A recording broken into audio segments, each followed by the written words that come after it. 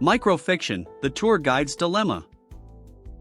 When I saw Mrs. Zhao and Mrs. Ke looking happy and chatting and laughing at breakfast time, I knew that not only had I made a fortune last night, but I had also done something good.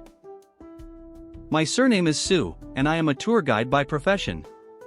My task is to have fun with these men and women who are willing to spend money, and take them to the restaurants and consumption places designated by the boss, so that they think they have visited the scenic spots described in the travel brochure, and finally leave without forgetting to tip when you're done. As for introducing the cultural relics and history of tourist attractions, that happened many years ago when I first entered the industry. For tourists, taking random photos and doing as the Romans do when entering the country is always more interesting than boring geography and history lessons. On this rejuvenate trip to Country P, two couples stood out among the young and old in the group.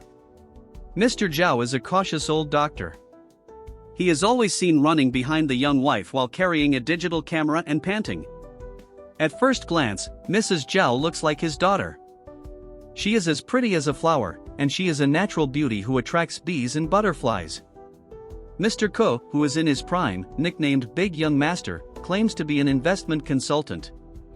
He is tall and handsome, like a jade tree facing the wind. He looks like a decent boy, but he still has the air of a dandy.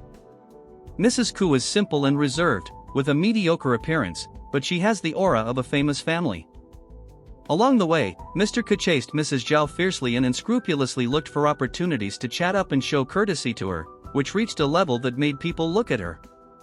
Seeing his wife being teased and trembling with joy, Mr. Zhao, although his displeasure was written on his face, still maintained his demeanor, and occasionally chatted with Mrs. Ke, who had always remained silent, about everyday things. Seeing this scene, I could do nothing. The most I could do on the tour bus was tell jokes or introduce the scenery, and divert everyone's attention to ease the high mood. This situation lasted for several days, and everything seemed peaceful on the surface. However, from the way I, the tour guide, observed the two couples in the hotel lobby before setting off every morning, I knew that there must have been an undercurrent in the room last night. We arrived at the seaside of PK City on this day. It was already the 5th day of our trip. Since there were not many activities planned, we headed to the hotel after dinner in advance. After dragging the luggage into their respective rooms and settling in for a while, I invited Zhao, Ke, and other gentlemen to go to the bar near the hotel to drink, chat, and listen to folk songs. Halfway through the drink, Mr. Ke suddenly whispered to my ear while no one was paying attention.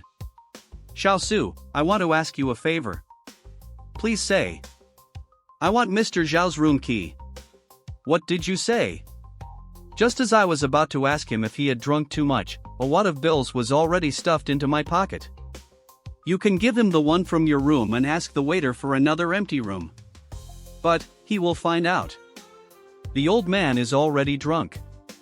It will be tomorrow when he finds out.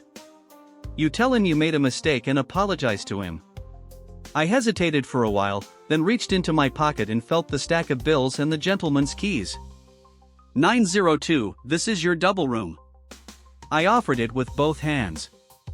"I don't want it, I want old man Zhao's." He was very persistent.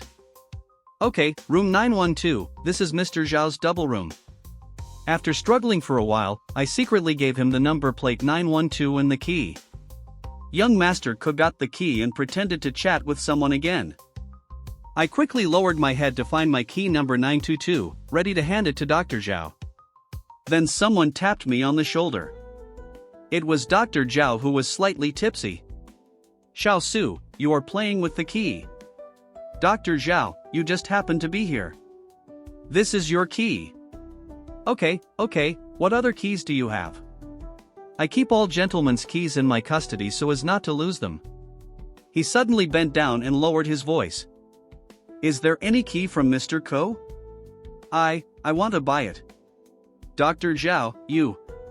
"Here, this is for you." Another wad of bills went into my pocket. "But, how can I explain to Mr. Ke?" You can give him yours." "Since you are so familiar here, are you worried that you won't have a place to sleep?" So smart even when he is drunk. I thought about it and gave Dr. Zhao the key with the 902 number plate that Mr. Ke didn't want. He smiled weirdly at me and went off to strike up a conversation with someone else. The folk song is over, and the music ends with no one leaving. Touching the heavy banknotes and the remaining keys, I was suddenly shocked by the sea breeze and realized that the matter was not completed yet. If it was not done well, there would definitely be accusations from many people, and the world would be in chaos tomorrow morning. After distributing the remaining keys, I rushed back to the hotel first, found the waiter I was familiar with, and asked him to do a small favor. Of course, I also gave him a big tip. As soon as the work was done, I heard Zhao, Ku and others coming back with their arms around each other and humming a serenade. The night was spent in tension. The next morning, Mr. Ku, who was still a little hungover, was confused when he saw me. He couldn't wait to pull me aside and asked, "Xiaosu, why is my wife sleeping in 912? I know Dr. Zhao will ask the same question later, but more reservedly. Young master, you asked to change your keys last night. I think you were drunk, and I was afraid that you would regret later, so I didn't dare to actually change your keys. I just changed the number plate as a perfunctory thing." The young master scratched his hair and thought for a while. "No. How can I open the door just by changing the number plate of the key? Would you like to let me finish? Before you guys came back, I asked the waiter to secretly switch the room plates of 912 and 902. So the room you entered was the room you were supposed to go to." Seeing Mr. Ku's mouth begin to open, I continued, "The only difference is your mood when you enter the room. This has also rubbed off on Mrs. Ku, you see." I pointed at Mrs. Ku and Mrs. Zhao, who had just come out of the hotel restaurant talking and laughing, looking radiant. At the same time, I also saw Dr. Zhao, who was puzzled, appearing at the elevator entrance.